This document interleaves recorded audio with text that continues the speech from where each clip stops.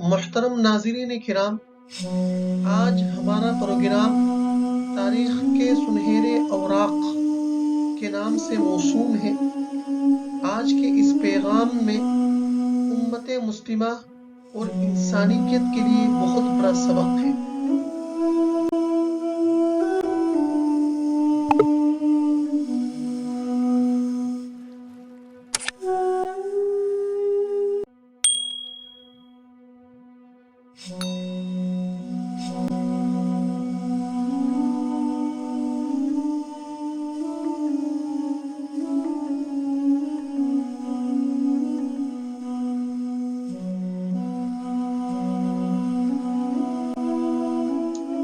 اليوم هو اليوم العالمي لمرض الجذام، أو كما يسميه الفرنجة مرض ہانسن، عافانا الله وإياكم۔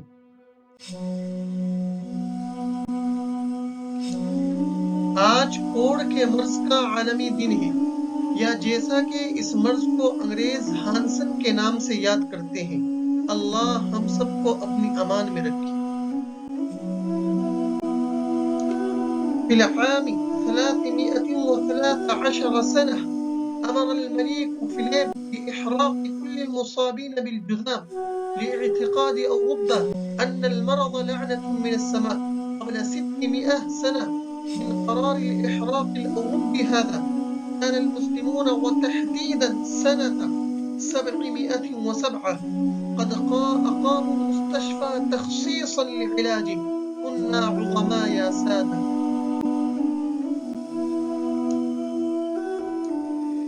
1313 میں فلیپ بادشاہ نے کوڑ کے تمام مریضوں کو جلانے کا حکم دیا تھا، کیونکہ اس کا عقیدہ تھا کہ بیماری آسمان کی لعنت ہے۔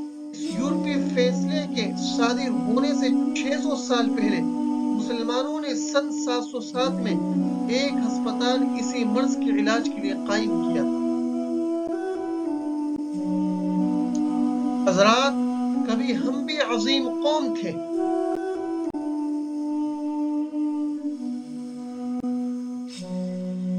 عندما كانت سفن المسلمين تمر بمحاذاة السواحل الإيطالية في طريقها إلى الأندلس، كانت الكنائس تكف عن طرح أجراسها كي لا يستفزوا راكبيها ويغيرون على المدن. كنا عظماء يا سادة۔ اس وقت مسلمانوں کی کشتیاں اندلس کا رخ کرتے ہوئے اٹلی کے ساحلوں سے گزر رہی تھی، تو گرجا گھروں کی گھنٹیاں بالکل خاموش تھی، تاکہ سوار آگ بگولا ہو کر شہروں پر دھاوا نہ بولتے۔ لوگوں، کبھی ہم بھی شان و شوکت والے تھے۔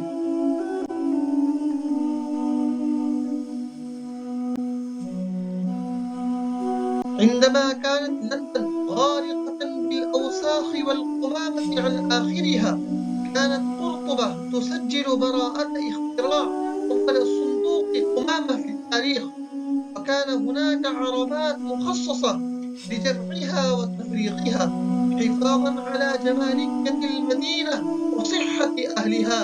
كنا عظماء يا سادة۔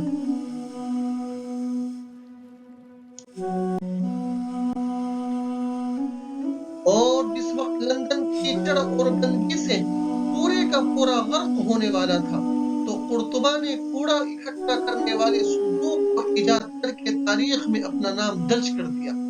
شہر کی خوبصورتی اور باشندگان کی صحت کی بقا کی خاطر کوڑا ڈالنے کے لیے باکس جگہ جگہ موجود تھے۔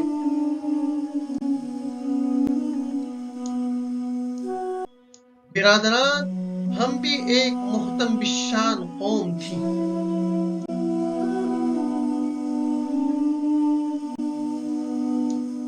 وفي قرطبة كانوا يضعون على الباب مطرقتين، واحدة صغيرة وأخرى كبيرة، فإذا طرق الباب بالمطرقة الصغيرة يعلم أهل البيت أن الطارق امرأة، فتأتي سيدة البيت لتفتح لها، وإذا طرق الباب بالمطرقة الكبيرة علم أهل البيت أن الطارق رجل، فيأتي رب البيت ويفتح له كنا عظماء يا سادة.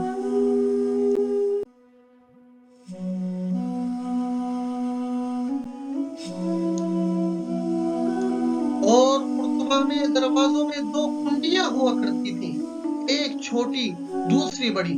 جب چھوٹی کنڈی بجائی جاتی تھی تو گھر والوں کو معلوم ہو جایا کرتا تھا کہ کوئی عورت ہے، تو بیوی ہی دروازہ کھولا کرتی تھی. اور جب بڑی کنڈی بجائی جاتی تھی تو علم ہو جایا کرتا تھا کہ کوئی مرد ہے، تو شوہر ہی دروازہ کھولا کرتا تھا. دوستو، ہماری کبھی یہ بھی شان ہوا کرتی تھی.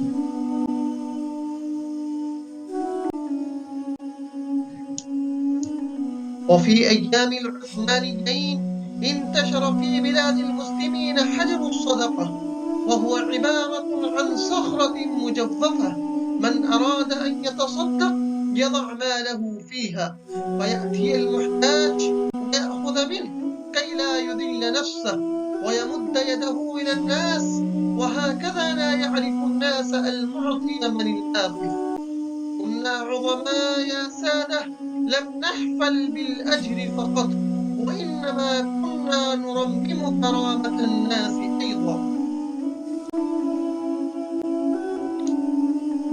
عثمانیوں کے دور میں صدقے کے پتھر کا رواج تھا، اور وہ ایک کھوکھلی چٹان تھی جس کا بھی صدقے کا ارادہ ہوا کرتا تھا تو وہ اس میں ڈال دیا کرتا تھا. ضرورت مند آ کر اس سے لے لیا کرتا تھا تاکہ اس کو ذلت کا منہ اور لوگوں کے سامنے ہاتھ پھیلانے کی ضرورت نہ پڑے.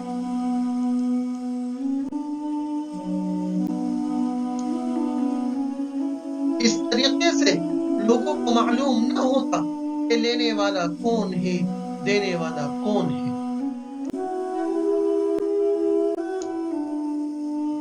لوگوں، ہماری بھی ایک الگ شان تھی.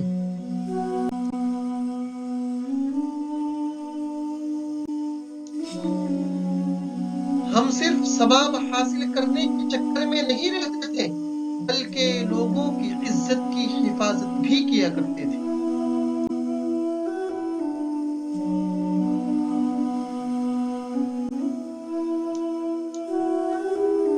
محترم حضرات، اگر آپ آئندہ بھی ایسی عمدہ اور قیمتی نصیحتیں سننا چاہتے ہیں تو آپ ہمارے چینل میں شامل ہو جائیں.